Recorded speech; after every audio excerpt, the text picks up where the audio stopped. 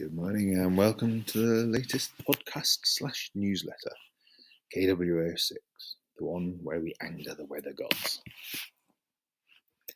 I went for a walk last Wednesday.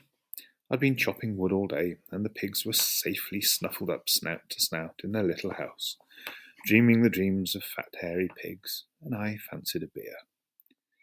I don't keep alcohol in the barracks. That is, if we don't count the 6 demijohns of experimental fruity grog, which didn't really get finished off last year, which we don't. And whilst it's technically possible to get beer delivered from the one pizza delivery company that does that, it's a fairly ridiculous way for a self-sufficient woodland hermit to be carrying on. So that mostly only happens when visitors from the big city come to stay. Mostly. It was a beautiful moonlit night. Cold as the proverbial, but icy beautiful. When it gets as cold as it does at night here, the snow doesn't exactly turn into ice, but into really hard snow, the sort that you can walk on top of without sinking in. I swear it's an undiscovered phase of water, superhard but uncompacted snow. I expect some skiers know what I'm talking about.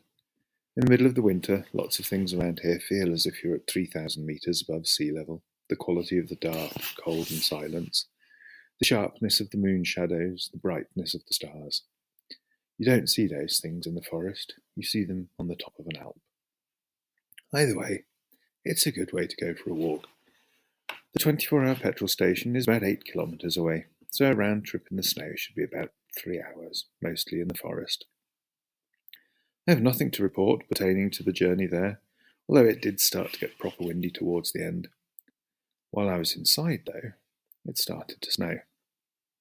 Not a problem. I was suitably dressed for snow and wind and started to head back.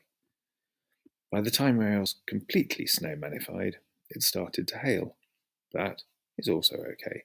Hail doesn't bother me, and snow and hail together is quite an unusual experience, and we're all about the experiences. I saw a small band of deer, not enough to really call them a herd. Is there a collective noun for a small collection of deers? Let's go with band. A few cars came whistling past me. Some of them even helpfully beeped their horns to let me know that I probably shouldn't be out in this weather, making them pay attention to what's on the road and what not. There is a stretch between the two forest portions of the walk that is higher and more exposed than the rest of it.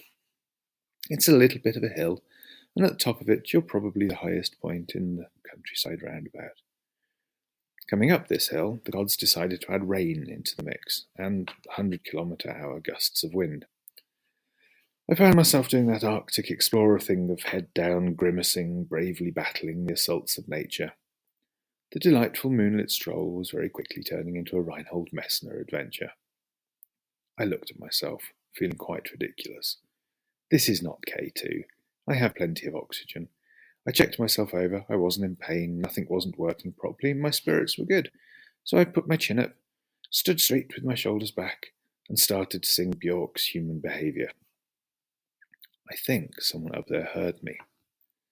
I would not be defeated by any amount of weather that could be thrown at me, which also marked the exact moment when the sky directly above me was split down the middle and lightning erupted directly, and I mean directly overhead. I swear the boom happened before the flash. Now I'm not really scared of much, but I definitely got a bit of a wiggle on from here. I've always said I wanted to die interestingly, but if this had been it, it would have just been a random scorching to death. I wouldn't have had the chance to tell anyone that it wasn't a random lightning strike. It was a deliberate smackdown from Thor and Zeus, from Ukko the Finnish weather god, Tezcatlipoca the Aztec hurricane god, Yushur the Chinese rain god, and Indra, the Hindu god of the storm, all at once. In other words, sharing really works. It really works. 9 people clicked and shared the newsletter last week, probably a new record, and we got 9 new readers. So thank you so much to all the former, and welcome to all the latter. I'm sure there will be more photos of pigs next week. That weather story turned out longer than I planned. I sorted all the seeds, planned all the sowing, and it looked like I won't be buying any seeds this year, except for a few pumpkins because they did so badly last year. And thank you very much to the 2 folks from the UK who are sending me a couple of very specific seeds I can't get in Germany. It's a particular sort of tomato, and my favourite pumpkin, nothing nefarious. I chopped a lot of wood. It's still all about the wood. It was true in my first blog post, and it's true now. And finally, the pigs have not escaped in over a week. I'm still not exactly calm about them, but I'm not on the constant edge of panic either, so that's nice. In the week coming, it looks like there might be a few days of sunshine. Next week last year, according to the newsletter, I got some grass mowing in.